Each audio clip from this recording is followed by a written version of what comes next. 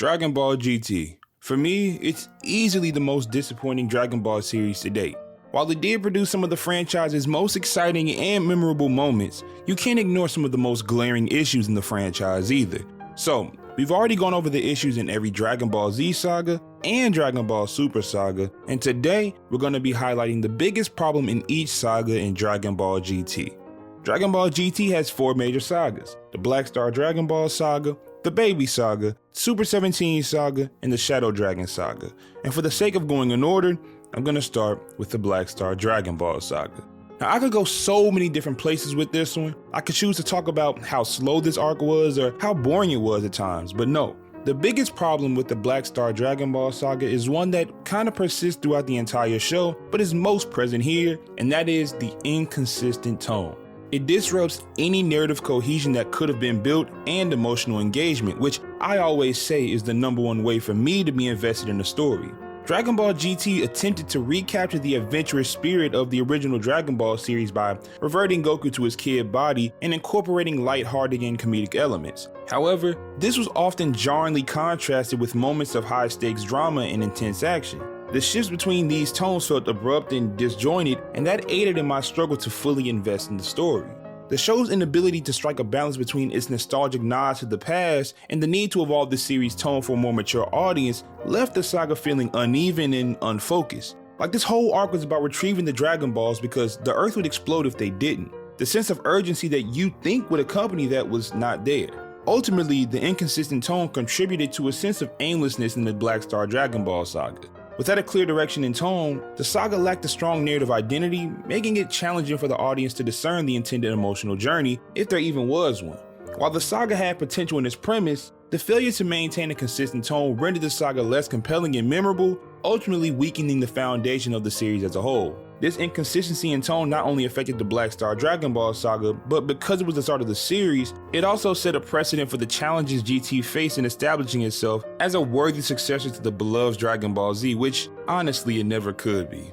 Now the next saga is the Baby Saga, and man did this one have so much promise. The Baby Saga in Dragon Ball GT stands out as one of the most intriguing sagas because of its unique exploration of Saiyan history and accountability. The concept of Baby, a Tuffle genetically engineered to seek revenge on the Saiyan race, added layers to the franchise by introducing a villain with a legitimate grievance. The Saiyans had wiped out the Tuffles, and Baby's return to reclaim what his people lost brought a moral complexity that isn't normally explored within Dragon Ball. His ability to possess others, especially turning Earth's defenders against each other, created a sense of tension and emotional stakes that elevated the usual combat-driven narrative. All of that is great. But the saga's biggest problem is that there's either an extreme lack of build-up or flat out telling the audience much of what will happen. Put it in shorter terms, this saga has a problem with foreshadowing. Now I'm not saying that every single event needs to be seen from a mile away. I'll give some examples of what I mean. Baby is supposed to be the culmination of the thirst for revenge an entire race has for the Saiyans. This grudge is historic, it goes back a long time. When Baby meets Vegeta and just mentions King Vegeta, Vegeta laughs and somehow knows that Gohan is being possessed by a Tuffle. There's literally no backstory, no flashback, no explanation, nothing. And even when Vegeta magically figures this out, he just laughs it off. I feel like Baby being a Tuffle is supposed to be one of, if not the biggest plot point in the entire saga, but Vegeta has no reaction, so why should I? Go back to when Piccolo found out Cell's origin. Cell took his time to explain how he came to exist, and Piccolo's face showed just how surprising that information was. Look how shocked he is. This problem also exists with Super Saiyan 4.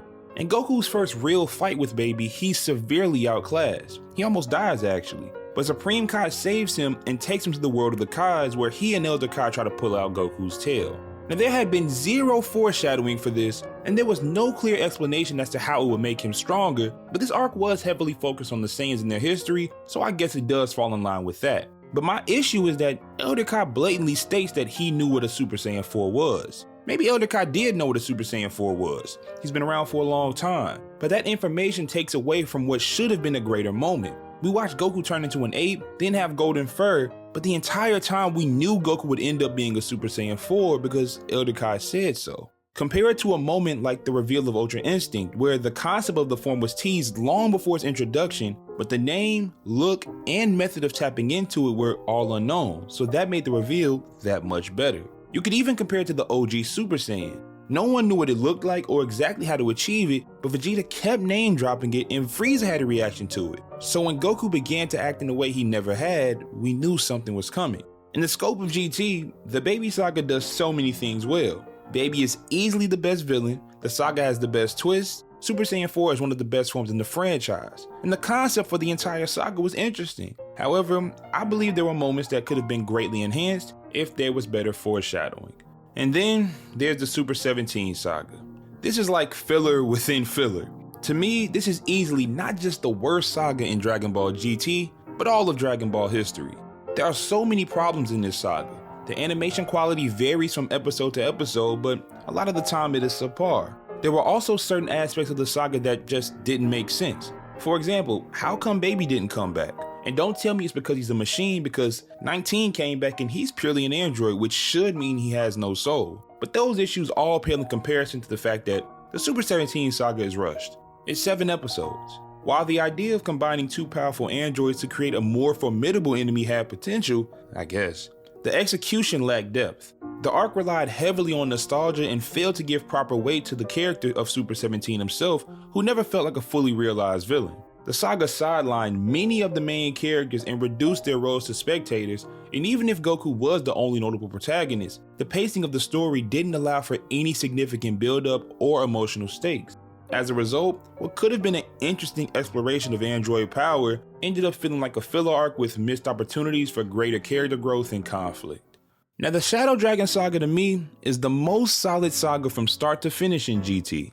I do prefer the Baby Saga because it peaks higher, but I do believe that the Shadow Dragon Saga was the most consistent. Yet the biggest issue with this saga is the story execution. The idea of the Dragon Balls, which had always been symbols of hope, turning into corrupt entities due to overuse was a brilliant idea. It raised questions about the consequences of relying too heavily on miraculous fixes. The saga did struggle with pacing, but that's more a GT problem than anything.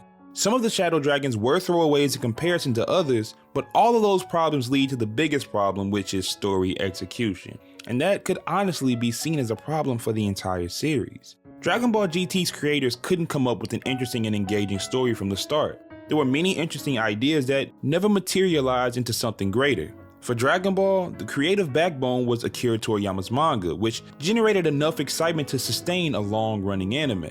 But when Toriyama stepped back for GT, the team was left to create the rest of the series themselves, and they did not even come close to the standard that Toriyama left.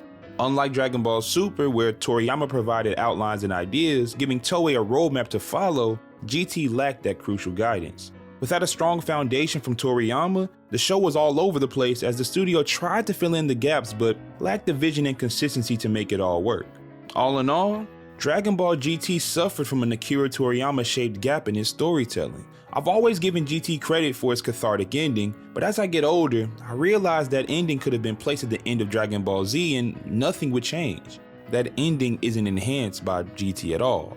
Before the end of the video, I want to say that, yes, I know the animation was bad in GT. The voice acting left a lot to be desired, and there are a lot of moments where Goku didn't seem like Goku. But GT was a last-minute project, and picking those issues were the low-hanging fruit.